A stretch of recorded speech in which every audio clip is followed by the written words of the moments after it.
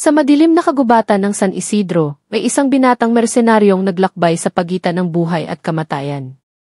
Tagapagtanggol ng bayan, tagatugis ng mga aswang, at saksi sa mga lihim na hindi dapat malaman. Ano ang tunay na nangyari sa kanya? Handa ka na bang harapin ang kwentong maglalantad ng takot, pagtataksil, at isang lihim na magpapabago sa lahat? Panoorin hanggang sa dulo dahil dito magsisimula ang iyong bangungot. Sa isang madilim na baryo ng San Isidro, bumabalot ang hamog at takot. Naririnig ang alulong ng mga aso. Sa oras na lumulubog ang araw, dumating si Mang Felimon, ang binatang mersenaryo na tagapagtanggol. Dala ang isang ginintuang itak na binalot ng dasal. Sa katawan niya, may mga pagtatatak na nagpoprotekta sa lahat ng kasamaan. Sa pagtatanggol niya, naglalakad si Felimon sa madidilim na katawan ng kakahuyan, sa ilalim ng mga puno na bumabaluktot, sa hangin na nagdadala ng amoy ng dugo. Naramdaman niya ang isang katawan na nagmamasid sa isang malaking puno ng balete. Doon nagkukubli ang isang aswang, ang halimaw na naglalambiti sa katawan ng isang inosenteng bata. Natuntun niya ang katawan ng bata na naglalambiti pa rin. Babalikan niya ito upang iligtas. Ngunit isang madilim na kapangyarihan ang pumalibot sa katawan niya, sa kaluluwa niya. Narinig niya ang isang bulong. Ikaw ang pagtataksilan ng lahat, Felimon. Sa oras na yaon, isang katawan ang lumitaw. Sa katawan ng isang kakilala niya, isang nagtraidor. Sa pagtatagpo ng dalawang katawan, naglalagablab ang isang labanan. Dugo ang dumaloy. Sigawan ang umalingawngaw sa lahat ng sulok ng baryo. Sa pagtatapos, nanatili ang isang katawan na nakatayo. Ngunit ang katawan na ito ay nagtataglay na ng isang madilim na kapangyarihan. At ang hustisya na hinahangad niya ay tuluyan na rin naglaho.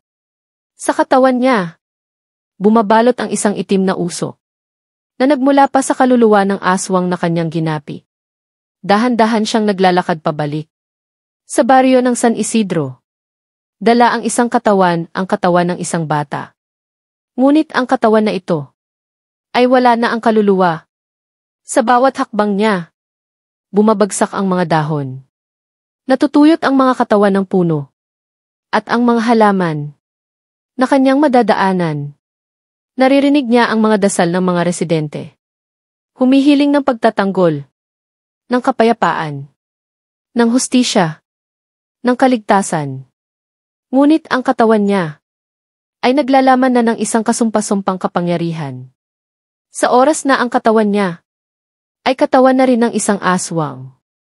Sa pagtatapos, ang baryo ng San Isidro ay mananatili na nagkukubli sa isang madilim na lihim, at ang binatang mersenaryo ay naglaho na sa dilim. Sa dilim, naririnig pa rin ang mga yabag niya. Bawat hakbang bumabangon ang takot. Sa katawan niya, dumadaloy ang isang kapangyarihan na nagmula pa sa katawan ng aswang. Sa dugo niya, bumabalot ang isang kasumpa-sumpang lakas. Sa baryo, nagsimulang mawalan ng mga bata. Isa-isa, silang naglalaho. Sa kalaliman ng gabi, ang mga katawan na natatagpuan ay walang bakas ng dugo, ng katawan, ng kaluluwa. Ang lahat ay nag-uusap sa pagtatatakot, sa pagtataka, sa sakit, sa kawalang hustisya. Ang mersenaryo ay naglalakad pa rin sa madilim na kakahuyan. Dala ang katawan ng bata sa isang lugar kung saan ang isang katawan ay maaaring maging dalawang halimaw. Sa pagtatapos, sa pagtatagpo ng katawan niya at ng katawan ng isang malaking puno ng balete, bumukas ang isang lagusan patungo sa isang mundo na higit pa sa ating kamalayan. Sa lagusan, bumabalot ang isang malagim na ilaw. Dugo ang bumabagsak mula sa mga ugat ng puno. Bawat patak ay nagiging isang kaluluwa. Sa katawan niya, lumulaganap ang kapangyarihan ng kadiliman. Nakikita niya ang lahat, ang mga kaluluwang nagdusa, ang mga katawan na ginapi, at ang mga pagtataksil na nagdala rito. Sa isang sulok, naroon ang katawan ng isang babing nagtrador. Nakagapos, nakabitin, sa mga ugat ng puno. Humihiyaw ng kapatawaran. Ngunit ang mersenaryo ay wala na ang awa. Sa halip, iniwan niya ang katawan ng bata sa paanan ng puno bilang isang alay sa isang madilim na kasunduan. Sa oras na yaon, bumuka ang lupa. Lumabas ang isang halimaw na may katawan ng isang aswang at kaluluwa ng isang mandirigma. Handang ipaghiganti ang lahat ng sakit, ng pagtataksil, ng kawalang hustisya, at ang baryo ng San Isidro ay tuluyan na binalot ng kadiliman. Sa kadiliman, naririnig ang mga panaghoy ng mga kaluluwang naglalambiti sa mga sanga ng puno. Ang katawan ng mersenaryo ay unti-unti na nagbabago. Nagkakahalo ang katawan niya sa katawan ng halimaw, sa katawan ng aswang, sa katawan ng mandirigma. Sa oras na yaon, bumagsak ang isang malakas na kulog. Bumuhos ang isang madugong ulan. Bawat patak ay nagdudulot ng sakit, ng takot, ng kamatayan. Sa katawan niya, dumadaloy ang lahat ng kapangyarihan ng mga kaluluwang ginapi niya, ng mga katawan na kanyang inubos, ng mga pagtataksil na kanyang naranasan.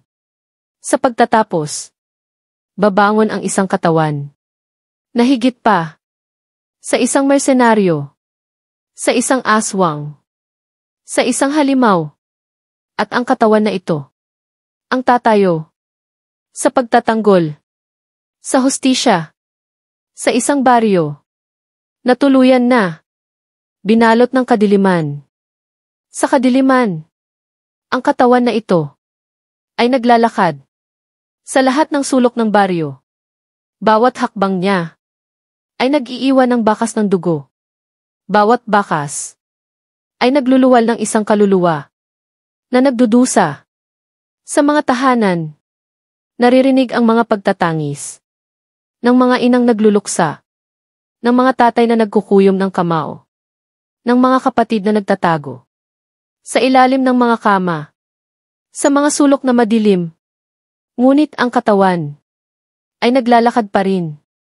Dala ang isang katawan ng isang bata bilang isang alay sa isang madilim na kasunduan, sa isang kapangyarihan na higit pa sa kamatayan.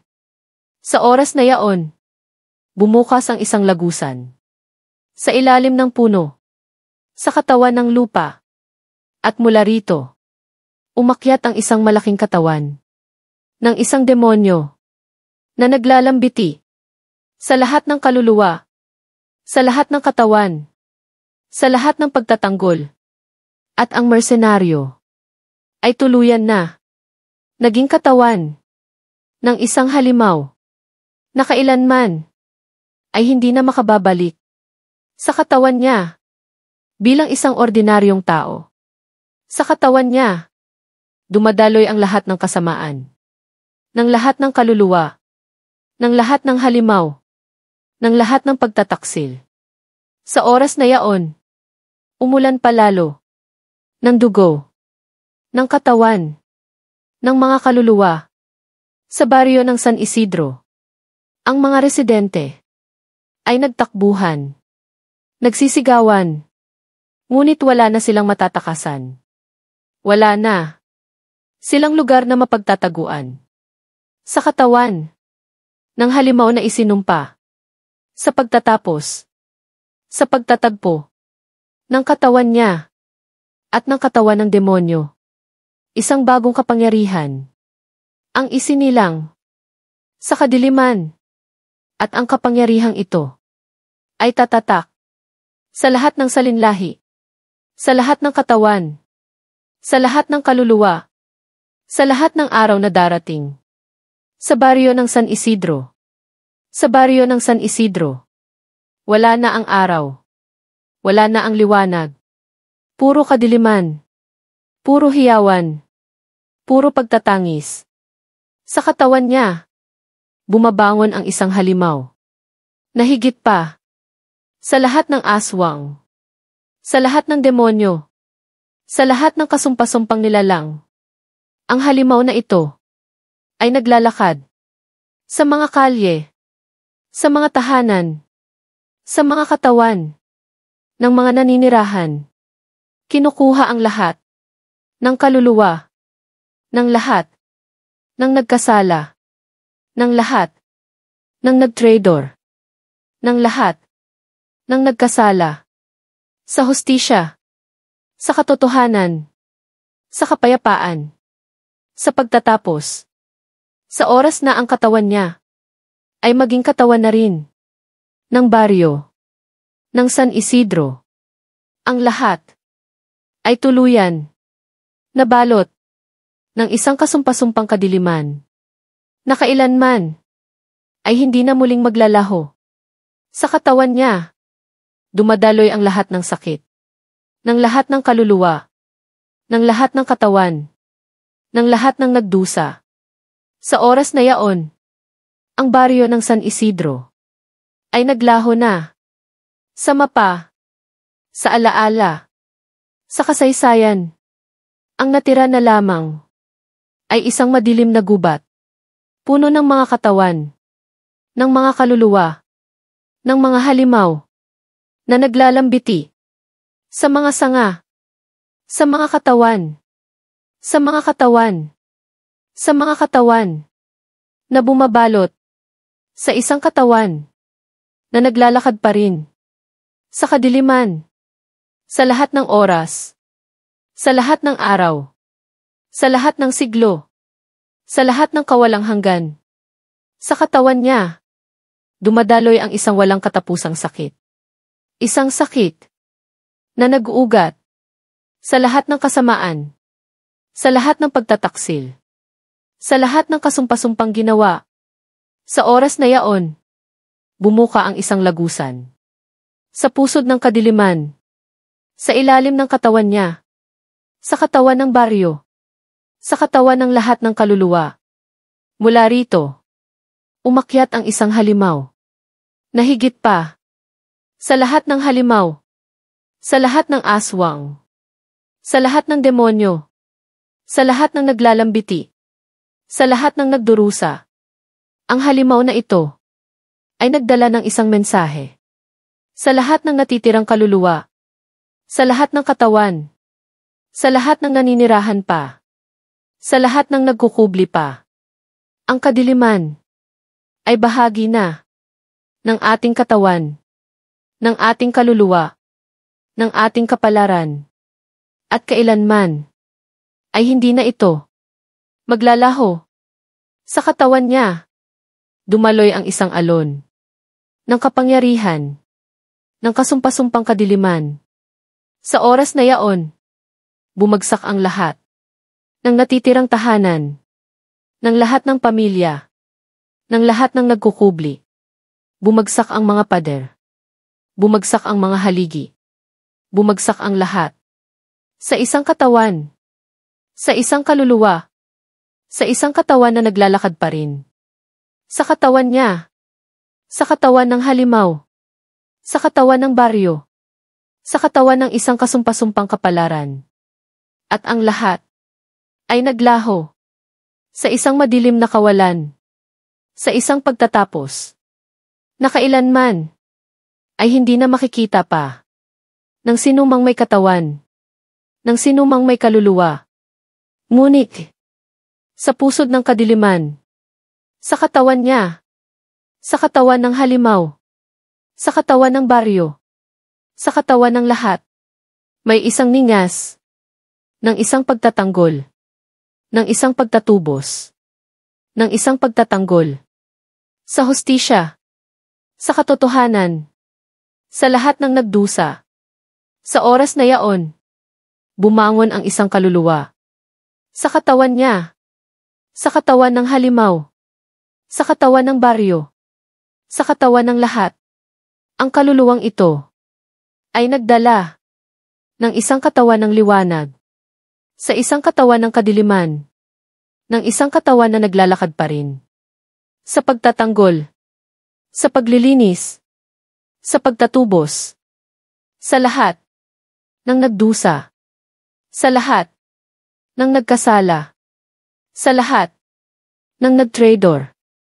At ang pagtatanggol na ito ay ang pagtatanggol ng isang mersenaryo, ng isang katawan, ng isang kaluluwa, sa isang madilim na baryo, sa isang madilim na kapalaran, sa katawan niya, sa katawan ng halimaw, sa katawan ng baryo, sa katawan ng lahat. Bumabalot ang isang nagliliyab na ilaw. Liwanag na nagmumula sa isang nagdurusang kaluluwa, sa isang naglalakad na katawan. Sa oras na yaon, narinig ang isang panaghoy ng mga kaluluwang nagdusa, ng mga katawan na naapi, ng mga nagkasala, ng mga nagtraidor, sa pagtatanggol, sa pagtatubos, sa pagtatapat, sa pagtatama, sa pagtatanggol ng hustisya, sa pagtatanggol ng katotohanan. Bumangon ang isang katawan.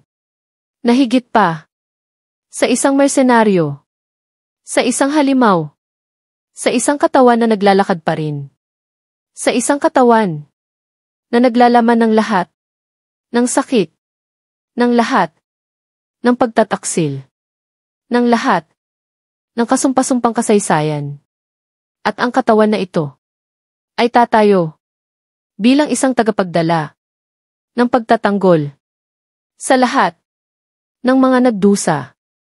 Sa katawan niya, sa katawan ng halimaw, sa katawan ng baryo, sa katawan ng lahat, bumabangon ang isang panibagong lakas. Bumabangon ang isang panibagong hustisya.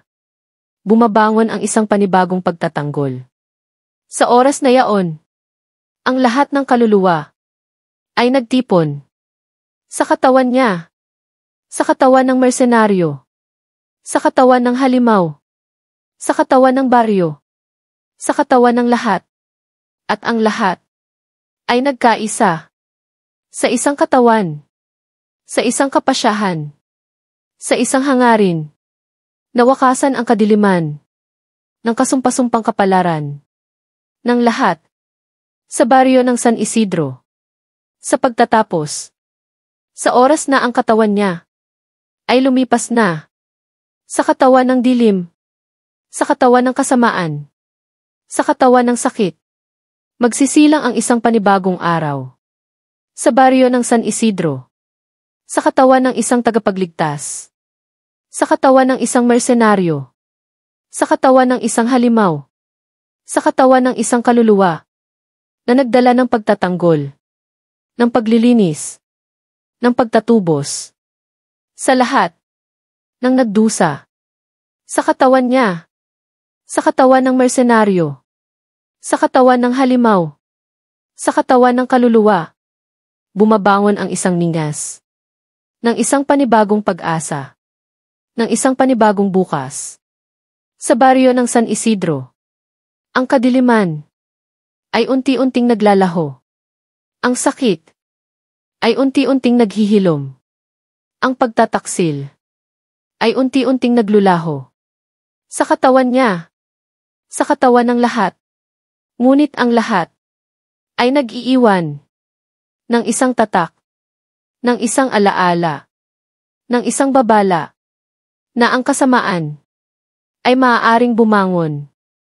Muli, sa oras na ang hustisya ay makalimutan, sa oras na ang pagtatanggol ay mawalan ng lakas, sa oras na ang pagtatubos ay mawalan ng pagtatapat, sa pagtatapos, sa katawan niya, sa katawan ng mersenaryo, sa katawan ng halimaw, sa katawan ng kaluluwa, sa katawan ng baryo, sa katawan ng lahat, mananatili ang isang-isang pagtatanggol, isang paglilinis, isang pagtatubos, na kailanman ay hindi dapat makalimutan. Sa katawan niya, sa katawan ng mersenaryo, sa katawan ng halimaw, sa katawan ng kaluluwa, sa katawan ng baryo, Sa katawan ng lahat, mananatili ang isang alaala ng isang madilim na labanan, ng isang madugo na pagtatanggol, ng isang paglilinis na nagdala ng pagtatubos. Sa oras na yaon, bumabalik ang lahat. Sa isang katawan, sa isang kaluluwa, sa isang baryo, sa isang kapalaran. Ngunit ang lahat ay nagbabago. Sa isang katawan, sa isang kaluluwa, sa isang baryo, sa isang kapalaran, na naglalaman ng isang panibagong lakas, ng isang panibagong pagtatanggol, ng isang panibagong paglilinis, ng isang panibagong pagtatubos. Sa pagtatapos, sa katawan niya, sa katawan ng mersenaryo, sa katawan ng halimaw, sa katawan ng kaluluwa, sa katawan ng baryo, sa katawan ng lahat, mananatili ang isang katawan na handang ipaglaban ang hustisya, ang katotohanan, at ang kapayapaan. Hanggang sa pagtatapos ng lahat, sa katawan niya, sa katawan ng mersenaryo, sa katawan ng halimaw, sa katawan ng kaluluwa, sa katawan ng baryo, sa katawan ng lahat, bumabalik ang isang katawan na naglalakad sa madilim na mga kalye, sa mga sulok, sa mga tahanan, sa mga katawan ng lahat ng nagdusa, at dala niya ang isang pagtatanggol na kailanman ay hindi na maglalaho, ang isang paglilinis na kailanman ay mananatili, at ang isang pagtatubos na kailanman ay tatatak sa kasaysayan, sa alaala, sa lahat ng mga katawan, ng mga kaluluwa, ng mga baryo,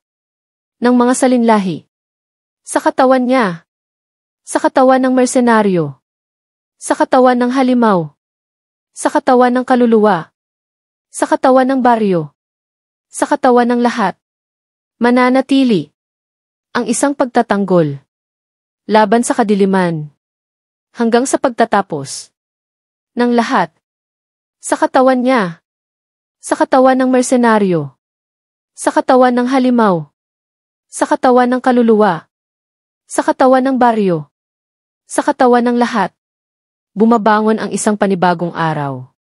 Bumabangon ang isang panibagong katawan. Bumabangon ang isang panibagong kaluluwa. Bumabangon ang isang panibagong baryo. Bumabangon ang isang panibagong hustisya. Sa oras na yaon, sa pagtatanggol, sa paglilinis, sa pagtatubos, sa lahat ng nagdusa, sa lahat ng nagkasala, sa lahat ng nagtraidor, sa lahat ng nag-api, sa lahat ng naghirap, ang katawan niya ay tatayo bilang isang haligi, bilang isang sandigan, bilang isang tagapagligtas. Sa oras ng kadiliman, sa oras ng pagtataksil, sa oras ng sakit, sa oras ng kamatayan, sa oras ng pagtatubos, sa lahat ng katawan, ng kaluluwa, ng baryo, ng lahat, hanggang sa pagtatapos ng lahat, sa katawan niya, sa katawan ng mersenaryo, sa katawan ng halimaw, sa katawan ng kaluluwa, sa katawan ng baryo, sa katawan ng lahat, dumating ang araw na ang kadiliman ay unti-unti nagsimulang maglaho, na ang sakit ay unti-unti nagsimulang humilom, na ang pagtataksil ay unti-unti nagsimulang makatubos, at ang lahat ng nagdusa ay nagkaroon ng isang panibagong bukas, ng isang panibagong katawan, ng isang panibagong kaluluwa, ng isang panibagong baryo. Ngunit, sa katawan niya, sa katawan ng mersenaryo, sa katawan ng halimaw, sa katawan ng kaluluwa, sa katawan ng baryo, sa katawan ng lahat, Mananatili. Ang isang tatak. Ng isang madilim na kasaysayan. Ng isang madugo na pagtatanggol. Ng isang paglilinis. Ng isang pagtatubos. Na kailanman ay hindi malilimutan. Sa lahat ng katawan, ng kaluluwa, ng baryo, ng lahat. Sa katawan niya. Sa katawan ng mersenaryo. Sa katawan ng halimaw. Sa katawan ng kaluluwa. Sa katawan ng baryo. Sa katawan ng lahat. Bubulong ang hangin. Ng mga alaala. Ng mga sakit. Ng mga pagtataksil. Ng mga pagtatanggol. Ng mga pagtatubos. At ang katawan niya ay tatayo pa rin. Sa lahat ng oras. Sa lahat ng araw. Sa lahat ng gabi. Sa lahat ng dilim. Sa lahat ng pagtatapos. Dala ang isang panumpa na ipaglalaban ang hustisya, ang katotohanan, ang kapayapaan, at ang kaluluwa ng lahat sa baryo ng San Isidro hanggang sa pagtatapos ng lahat sa katawan niya, sa katawan ng mersenaryo, sa katawan ng halimaw, sa katawan ng kaluluwa, sa katawan ng baryo, sa katawan ng lahat. Magpapatuloy ang kwento. Hindi matatapos. Habang may dilim. Habang may kasamaan. Habang may naghahanap ng hustisya. Dahil sa bawat anino. Sa bawat sulok ng San Isidro. Nakatago ang mga lihim. Mga alaala ng kabayanihan. Mga sugat ng pagtataksil. Mga pangarap ng paglilinis. At sa puso ng bawat isa. Nandoon ang apoy. Ang apoy ng pag-asa. Na sa kabila ng lahat. Magwawagi ang liwanag. At ang baryo ay muling maghahari. Sa ilalim ng bagong araw. Sa katawan niya. Sa katawan ng mersenaryo. Sa katawan ng halimaw. Sa katawan ng kaluluwa. Sa katawan ng baryo. Sa katawan ng lahat. Hindi mawawala ang laban. Hindi maglalaho ang alaala. Dahil ang tunay na kapangyarihan ay nasa puso ng nagtatanggol. Sa puso ng naglilinis. Sa puso ng nagpapatawad. Sa bawat hakbang niya. Sa bawat paghinga niya. Naroon ang pag-asa. Naroon ang lakas. Na magpapatuloy. Hanggang sa wakas. Ng lahat ng kadiliman. At sa baryo ng San Isidro. Magiging kwento siya. Ng tapang. Ng sakripisyo. At ng walang hanggang pagtatanggol. Sa katawan niya. At sa katawan ng lahat. Sa katawan niya. Sa katawan ng mersenaryo. Sa katawan ng halimaw. Sa katawan ng kaluluwa. Sa katawan ng baryo. Sa katawan ng lahat. Ang laban ay hindi natatapos. Ito ay patuloy na umiiral. Sa bawat sigaw ng hangin. Sa bawat pag-ikot ng gabi. Sa bawat tibok ng puso. At kahit na ang kadiliman ay bumalik, ang liwanag ay hindi magmamaliw. Sapagkat sa puso ng bawat tagapagtanggol, nandoon ang lakas na maghahatid ng hustisya at magbibigay ng kapayapaan. Sa kwento ng San Isidro, ang alaala ng binatang mersenaryo ay mananatili hanggang sa dulo ng panahon at sa bawat panaginip ng bayan. Magbibigay siya ng pag-asa at tapang na harapin ang dilim sa katawan niya, sa katawan ng mersenaryo, sa katawan ng halimaw, sa katawan ng kaluluwa, sa katawan ng baryo, sa katawan ng lahat. Habang umuusbong ang bagong umaga, ang kanyang kwento ay bumabalik sa mga bulong ng hangin, sa mga anino ng gabi, at sa mga puso ng mga naiwan. Hindi matatapos ang kanyang laban. Dahil siya ay naging simbolo ng tapang at pag-asa, ng paglaban sa kadiliman, at ng walang hanggang pagtatanggol. Sa bawat tibok ng puso ng San Isidro, siya ay nananatili bilang isang alaala Isang kwento. Isang buhay. Na handang ipaglaban ang katotohanan. Hanggang sa huli. Sa katawan niya. Sa katawan ng mersenaryo. Sa katawan ng halimaw. Sa katawan ng kaluluwa. Sa katawan ng baryo. Sa katawan ng lahat. Patuloy na ikot ang kwento. Sa mga labi ng mga matatanda. Sa mga kwento ng mga bata. Sa mga tanawin ng gabi. At sa mga panaginip ng bayan. Ang binatang tagapagtanggol ay mananatiling buhay. Hindi lamang sa laman, kundi sa diwa, sa tapang, at sa walang hanggang laban. Sa bawat paglipas ng panahon, magiging alamat siya sa puso ng San Isidro at sa puso ng lahat ng nagmamahal, ng hustisya, ng katotohanan, at ng kapayapaan. Sa katawan niya, sa katawan ng mersenaryo, sa katawan ng halimaw, sa katawan ng kaluluwa, sa katawan ng baryo, sa katawan ng lahat, at habang lumilipas ang gabi, ang kanyang pangalan ay binitiwan ng hangin. Mga bulong sa dilim, mga pangako ng paglilinis, ng paglaban sa kasamaan. Hindi siya magwawakas, hindi siya matitinag, dahil ang kanyang kwento ay isang bantayog ng tapang, ng sakripisyo, at ng di matitinag na puso. Sa bawat puso ng San Isidro, nananatili siya bilang ilaw sa kadiliman, bilang tinig ng hustisya, bilang gabay ng kapayapaan. Sa katawan niya, sa katawan ng mersenaryo, sa katawan ng halimaw, sa katawan ng kaluluwa, sa katawan ng baryo, sa katawan ng lahat, sa dulo ng bawat dilim, sa gitna ng bawat unos. Siya ang tanglaw, ang lakas na hindi matitinag, ang diwang patuloy na sumisiklab. Hindi matatapos ang kwento niya.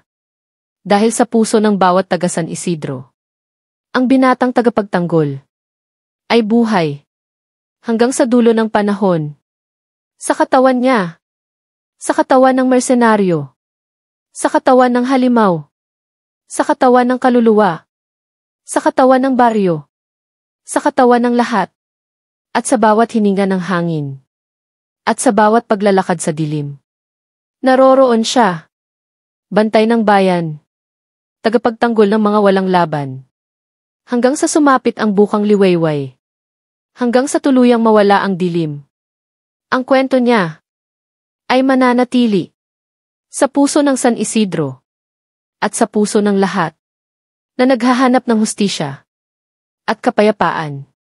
Sa katawan niya, sa katawan ng mersenaryo, sa katawan ng halimaw, sa katawan ng kaluluwa, sa katawan ng baryo, sa katawan ng lahat, sa pagdampi ng unang sikat ng araw. Magpapatuloy ang kwento. Magpapatuloy ang laban. Hindi nagwawakas ang pag-asa. At hindi titigil ang puso ng tagapagtanggol. Sa bawat araw na lilipas, magbibigay siya ng lakas sa mga nangangailangan, sa mga nawawala sa dilim, at sa mga naghahangad ng hustisya. Dahil siya ang buhay na alaala ng isang binatang mersenaryong tagapagtanggol, ng isang tunay na mandirigmang Pilipino na handang tumugis at harapin ang kahit anong aswang. Sa ngalan ng bayan, sa katawan niya, sa katawan ng mersenaryo, sa katawan ng halimaw, sa katawan ng kaluluwa, sa katawan ng baryo, sa katawan ng lahat, hindi siya kailanman mawawala. Dahil sa puso ng bawat taga San Isidro, nananatili ang kanyang alaala, ang kanyang tapang, ang kanyang sakripisyo, at sa bawat gabi ng panganib, sa bawat dilim ng takot, siya ang ilaw, ang tanglaw ng pag-asa, ang bantay ng bayan. Hanggang sa dulo ng panahon, ang kanyang kwento ay magpapatuloy sa katawan ng mga susunod na tagapagtanggol at sa puso ng bawat Pilipino. Sa katawan niya, sa katawan ng mersenaryo, sa katawan ng halimaw, sa katawan ng kaluluwa, sa katawan ng baryo, sa katawan ng lahat, Habang patuloy ang pag-ikot ng mundo, patuloy din ang kanyang laban. Sa bawat anino ng gabi, sa bawat huni ng hangin, siya ay naroroon. Isang buhay na alaala ng tapang at sakripisyo ng isang binatang mersenaryong tagapagtanggol na hindi kailanman susuko at laging handang ipagtanggol ang kanyang bayan. Sa katawan niya, sa katawan ng mersenaryo, sa katawan ng halimaw, sa katawan ng kaluluwa, sa katawan ng baryo, sa katawan ng lahat, sa bawat pag-ikot ng panahon, ang kanyang kwento ay lalong magiging malakas. Isang paalala ng katapangan, isang sigaw ng katarungan, isang ilaw sa kadiliman, at hanggang sa huling sandali, hanggang sa huling hininga, ang binatang tagapagtanggol ay mananatiling buhay sa puso ng San Isidro at sa puso ng lahat na naniniwala sa tunay na hustisya. Sa katawan niya, sa katawan ng mersenaryo, sa katawan ng halimaw, sa katawan ng kaluluwa, sa katawan ng baryo, sa katawan ng lahat, hindi magwawakas ang kanyang kwento. Dahil siya ay simbolo ng katapangan, ng sakripisyo, at ng walang humpay na pag-asa. At sa bawat bagong gabi, sa bawat bagong pagsubok, siya ay magiging ilaw, gabayan ang mga nawawala, at ipagtanggol ang mga nagdurusa. Hanggang sa huli, hanggang sa dulo ng lahat, ang binatang mersenaryong tagapagtanggol ay mananatiling buhay sa puso ng San Isidro at sa puso ng bawat Pilipino. Sa katawan niya, sa katawan ng mersenaryo, sa katawan ng halimaw, sa katawan ng kaluluwa, sa katawan ng baryo, sa katawan ng lahat, at sa bawat paglipas ng panahon. Ang kanyang alaala ay lalago. Magiging alamat na pinagmumulan ng lakas. Sa mga susunod na henerasyon, hindi matitinag, hindi mawawala, ang kwento ng binatang tagapagtanggol na sa gitna ng kadiliman ay nagningning bilang liwanag hanggang sa walang katapusang pag-ikot ng mundo. Ang kanyang laban ay mananatili sa puso ng San Isidro at sa puso ng bawat Pilipino.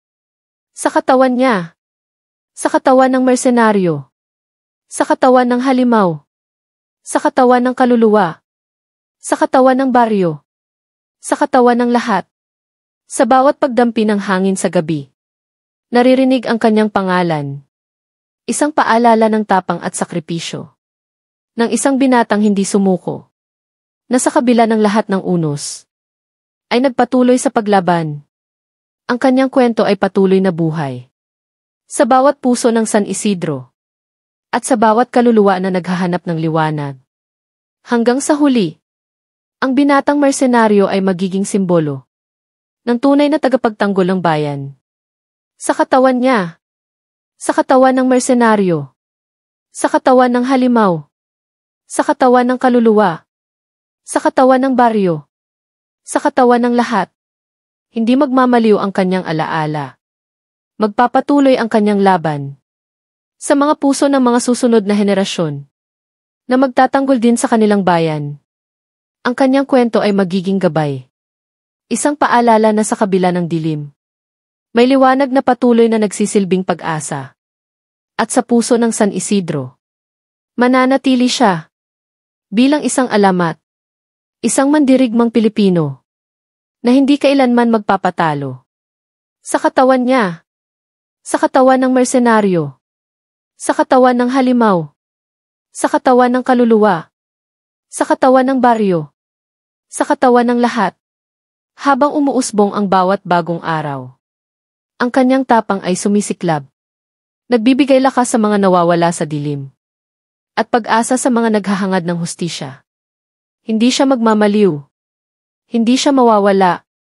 Dahil siya ay buhay na alaala ng isang binatang tagapagtanggol ng bayan ng San Isidro at ng puso ng bawat Pilipino.